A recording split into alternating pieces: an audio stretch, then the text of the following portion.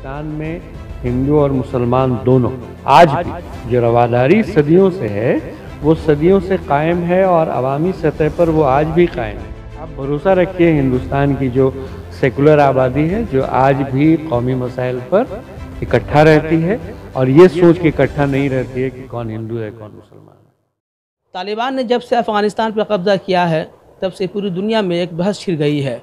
हिंदुस्तान में भी इसका अच्छा खासा असर देखने को मिल रहा है। एक तबका अफ़गानिस्तान की हिमायत कर रहा है तो कोई तालिबान की मुखालफत। इस हसास मौजू पर बात करने के लिए हम मौजूद हैं आलम इस्लाम की सियासत पर गहरी और संजीदा निगाह रखने वाले सीनियर सहाफ़ी और तजिज़िया निगार जनाब राशिद अहमद साहब। राशिद साहब, पहले तो आपका इस्तकबाल है हमारे ETV भारत में। शुक्रिया आपका बहुत ज़्यादा। सर ये बताएं, पहले तो जो आप ये कज़िया जो चल रहा है हम आप जान रहे हैं अफ़गानिस्तान और तालिबान, इसका तारीख़ी पस मंज़र क्या रहा है? तो दो लफ्ज़ों का आपने इस्तेमाल किया है, तो पहले अफ़गानिस्तान के हवाले से बात कर लें। तो अफ़गानिस्तान जो है उसकी जोग्राफिया को समझना ज़रूरी होता है, तभी उसकी सूरत हाल और उसके सियासी मिजाज को समझा जा सकता है। ये पहाड़ों से घिरा हुआ एक मुल्क है जिसकी सरहदें पुराने USSR से, चीन से, पाकिस्तान से मिलती हैं। बादशाहत थी लेकिन साथ साथ वहाँ कबायली सियासत भी बहुत स्ट्रॉन्ग रही। फिर बादशाहत ख़त्म हो गई, रूस में इनकलाब आया, उसका असर भी अफ़गानिस्तान पर पड़ा। जो दूसरी आलमी जंग हुई तो उसके बाद दोनों बड़ी ताकतों के बीच सर्द जंग का आगाज़ हुआ और ये दोनों बड़ी ताकतें किसी न किसी तरह एक दूसरे को कमज़ोर करने के लिए छोटे मुल्कों को अपना टारगेट बना रही हैं। शुबह अमेरिका ने सऊदी अरब और ऐसे दूसरे मुल्कों, ख़ुद पाकिस्तान की मदद से पहले उन बच्चों के दिमाग में ये डाला कि रूस की जो हुकूमत है वो गैर इस्लामी हुकूमत है और रूस के फ़ौजी घुसाए हैं अफ़गानिस्तान में जो एक मुस्लिम मुल्क है, इसलिए रूस को वहाँ से हटाने के लिए जिहाद ज़रूरी है। तो पहले बच्चों के दिमाग में जिहाद डाला, फिर उनको हथियार दे दिया और उनको अफ़गानिस्तान में दाखिल कर दिया रूस के ख़िलाफ़ लड़ने के लिए। 9 साल तक रूस को सख्त जद्दोजहद करनी पड़ी और अफ़गानिस्तान के भी एक मोहतात अंदाजे के मुताबिक सिविलियन 6 लाख से 20 लाख तक इस मुद्दत के दौरान मारे गए। लेकिन रूस को अफ़गानिस्तान पर पूरे तौर पर कब्ज़ा करने में कभी कामयाबी नहीं मिली। चुनांचे कुछ दिन की जद्दोजहद के बाद तालिबान काबुल पर हुक्मरान हो गए। उस वक्त तालिबान को सियासत में ज़्यादा दिलचस्पी नहीं थी, सफारतकारी में दिलचस्पी नहीं थी, शिद्दत पसंदी थी वो उनके तरीक़ाकार में भी थी और उस वक्त के अफ़गानिस्तान में तालिबान के बहुत सारे ऐसे इक़दाम थे जो गलत थे और जिसकी पूरी दुनिया में मज़म्मत भी हुई थी। लेकिन तालिबान के अफ़गानिस्तान में हाकिम हो जाने के बाद अमरीकी मुफादात को नुकसान पहुंचने लगा और अमेरिका को अंदेशा हुआ कि आने वाले दिनों में उसकी आलमी सियासत मुतासिर होगी। तालिबान के जो 20 साल पहले की जो सियासत थी और अब जो इक़्तिदार में जो काबिज़ हो गए हैं, तो इसको किस नज़रिए से देखते हैं आप? क्या वो 20 साल पहले वाली जहनीत अब भी वो बाकी रहेगी या फिर कुछ और अलग तरीके से चलने की कोशिश करेंगे? नहीं, अब बहुत सारी तब्दीलियां आ गई हैं। अगर आप थोड़ा सा बैनुल-अक़वामी मीडिया को भी देखिएगा तो तब्दीलियां बहुत आ गई हैं। अमेरिका जिस अज़्म के साथ वहाँ गया था उसको 2-3 साल में ही अंदाज़ा हो गया था कि वो कामयाब नहीं हो पाएगा, क्योंकि 2004-5 के बाद ही तालिबान ने ख़ुद को मुनज़्ज़म करना शुरू कर दिया था और कबायलियों के साथ उनके रवाबित बहुत अच्छे हो गए थे। उनको भी अपनी गलतियों का एहसास हुआ था कि हमने जो शिद्दत पसंद किस्म के इक़दाम किए वो गलत थे, तो कबायलियों के साथ उनके बड़े अच्छे रवाबित हुए। अब ये सूरत हाल हो गई थी कि 2012-13 तक 14 तक तालिबान जो है वो अफ़गानिस्तान के 60% इलाक़ों पर अपना असर व रसूख़ कायम कर चुके। आप ये गौर करिएगा, ज़्यादा इस तफसील की बात नहीं है कि पिछले 1.5-2 महीने में तालिबान ने जिस तरह रियासतों पर कब्ज़ा किया तो आपको कहीं से भी फ़ोर्स के इस्तेमाल की ख़बरें नहीं मिलेंगी। ऐसा नहीं हुआ कि कहीं बड़ी झड़पें हुई, बड़ी खुरेज़ी हुई। हुआ ये कि तालिबान ने कदम आगे बढ़ाया और जो मुकामी क़यादत थी, कबायली क़यादत थी, उसने सरकारी फ़ौज को कह दिया कि नहीं, लड़ाई नहीं होगी, या तो आप हट जाइए या आप सरेंडर करिए। तालिबान ने वहाँ एक आम नवैयत की हुकूमत कायम करने का वादा किया, उस पर कायम रहे। काबुल पर भी जब उन्होंने हुकूमत पर कब्ज़ा किया तो उसके बाद भी उन्होंने बिल्कुल वही बात कही जो रसूलुल्लाह सल्लल्लाहु अलैहि वसल्लम ने मक्का फ़तह के बाद कहा था कि आज के दिन सबके लिए आम माफ़ी है। तालिबान ने भी कहा कि सबके लिए आम माफ़ी है। और आप गौर करिएगा कि तालिबान की तरफ से कोई ऐसी शिद्दत पसंद कार्रवाई की ख़बर नहीं आई है। हवाई अड्डे से जो कुछ बात आई भी है तो वो लोगों की जहनों पर जो तालिबान का पिछला तासुर था उसकी वजह से वो वहशत थी, उसकी वजह से लोग वहाँ से भाग रहे हैं। हालांकि तालिबान बार बार कह रहे हैं कि आपको जाने की कोई ज़रूरत नहीं है, आपके साथ कोई इंतकाम नहीं लिया जाएगा, आम माफ़ी दी जा चुकी है और सब कुछ सिस्टम के हिसाब से काम करेगा।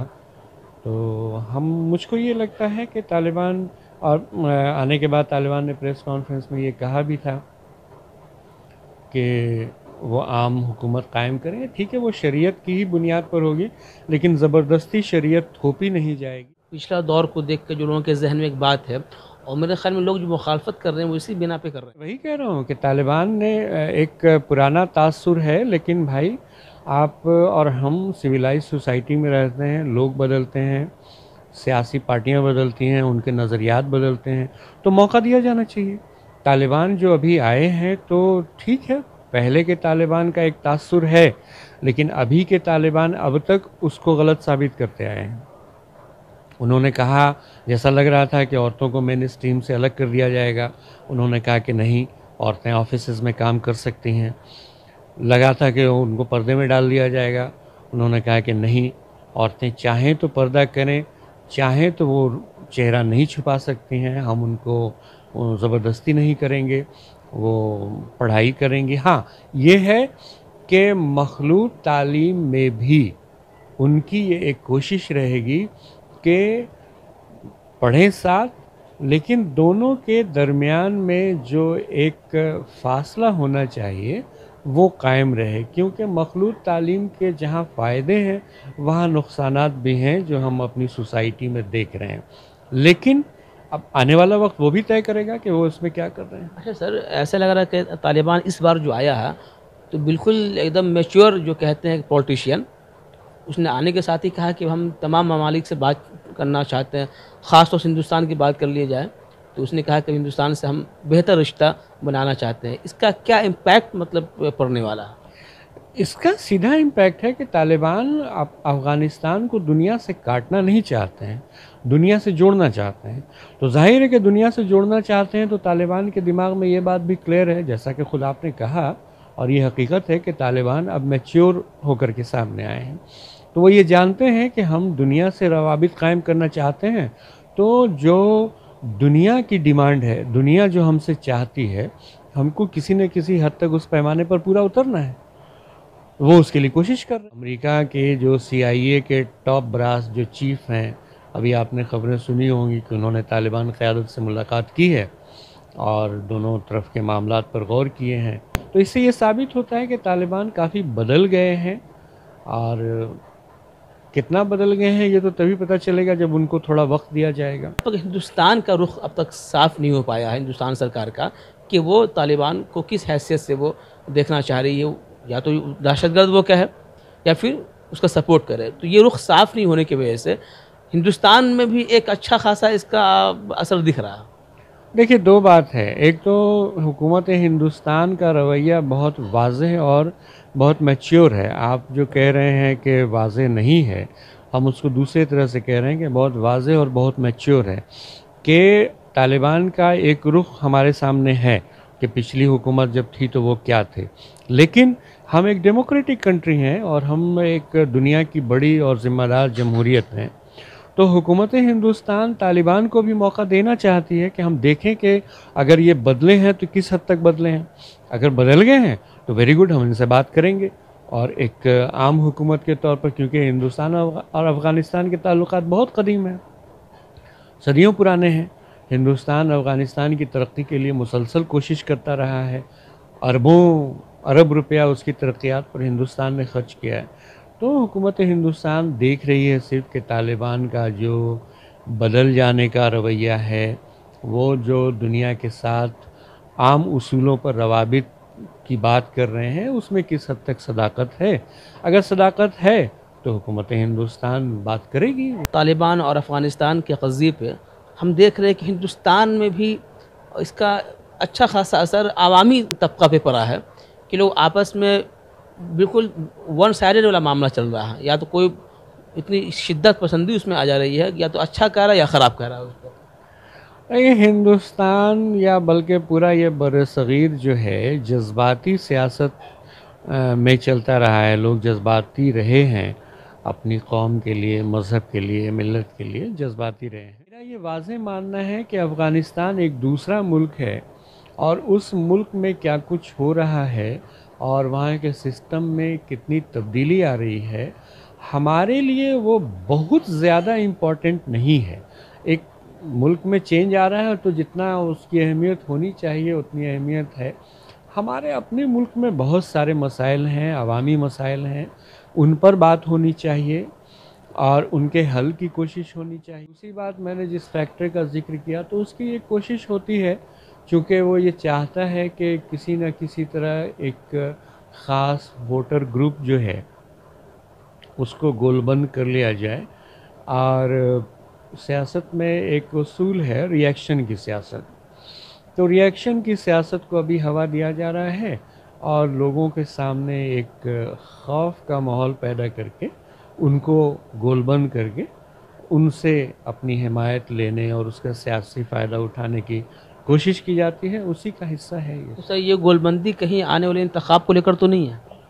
हाँ, कहीं ना कहीं उसको कोशिश की जाएगी। हम पिछले इंतखाबात में देखते रहे हैं कि ठीक जब इंतखाब आता है तो कोई न कोई सियासी किस्म के मामले को मजहबी रंग दिया जाता है और फिर उसी मजहबी मौजू को सबसे अहम मौजू बना दिया जाता है और फिर उस पर वोटर को गोलबंद करके इंतखाब में उसका फ़ायदा उठाने की कोशिश की जाती है। इस पूरे क़ज़िये को कहीं न कहीं एक मजहबी रंग दे के वो सिर्फ मुसलमानों से एक तो जोड़ा जा रहा है, ये जोड़ने की कोशिश हो रही है। दूसरी बात कि इस मसले पे क्या हिंदुस्तान के मुसलमानों को बोलने की ज़रूरत है, या उनको देखना चाहिए कि जब तक हुकूमत का वाज़ेह कोई बयान नहीं आ जाता ऑफिशियली, तब तक बयानबाजी से बचें? बहुत सारे उलमा कराम के भी बयानात आ रहे हैं। नहीं, देखिए, उलमाए किराम के कुछ बयानात आए हैं या कुछ और लोगों के बयानात आए हैं, तो सियासी बसीरत होना ज़रूरी नहीं है कि किसी के पास हो ही जाए, लेकिन हम लोगों के यहाँ बोलने की आज़ादी है तो कोई भी कुछ बोल देता है। मजमूई तौर पर एक बात समझ लिए कि हिंदुस्तान में जो मुसलमान रह रहे हैं वो हिंदुस्तान को ही अपना मुल्क समझते हैं और उसी से वफ़ादारी रखते हैं। हिंदुस्तान का जो डेमोक्रेटिक सेटअप है उस पर उनका पूरा यकीन है, यहाँ की जो अदलिया है उस पर पूरा उनका यकीन है, और यहाँ की जो हुकूमतें हैं, यहाँ का जो आइन है, आइन ने जो मुसलमानों को अख्तियारात दिए हैं, जो हुकूक दिए हैं, कहने से हमको कोई गुरेज नहीं कि पूरी दुनिया में ये सेटअप कहीं नहीं। तो मुसलमान यहाँ के हैं और यहीं के बारे में सोचते हैं। मजमूई तौर पर मुसलमान अफ़गानिस्तान के बारे में नहीं बात कर रहा है, लेकिन कुछ लोग जो वोकल हैं वो आगे आ जाते हैं तो लगता है कि मुसलमान सोच रहे हैं, लेकिन मुसलमानों को सोचने की ज़रूरत भी नहीं है। मैंने कह दिया कि भाई वो एक मुल्क है जो मेरा पड़ोसी मुल्क भी नहीं है, वो वर्चुअली हमारा पड़ोसी मुल्क भी नहीं है, पड़ोसी से थोड़ा दूर है वो।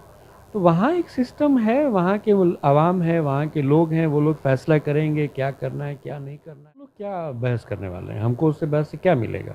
हमारे लिए हमारे मुल्क के अंदर जो मसाइल हैं उस पर बहस करना ज़्यादा ज़रूरी है। और आपको एक बात ये भी बता दें कि हिंदुस्तान में हिंदू और मुसलमान दोनों आज भी जो रवादारी सदियों से है वो सदियों से कायम है और अवामी सतह पर वो आज भी कायम है। बस कुछ ऊपर आपको दिखता है जो हिंदू मुस्लिम की सियासत करते हैं, ये हमारी अवामी ज़िंदगी का हिस्सा नहीं है। आप भरोसा रखिए, हिंदुस्तान की जो सेकुलर आबादी है जो आज भी कौमी मसाइल पर इकट्ठा रहती है और ये सोच के इकट्ठा नहीं रहती है कि कौन हिंदू है कौन मुसलमान है। तो ये थे हमारे साथ जनाब राशिद अहमद साहब, जिन्होंने हिंदुस्तान और अफ़गानिस्तान के ताल्लुक़ात पे बड़ी बेबाकी से राय रखी और इनका साफ़ तौर से कहना था कि हिंदुस्तान का जो रुख है वो खामोशी कहीं न कहीं वेट एंड वॉच का है। ETV भारत के लिए पटना से मैं आरिफ इकबाल।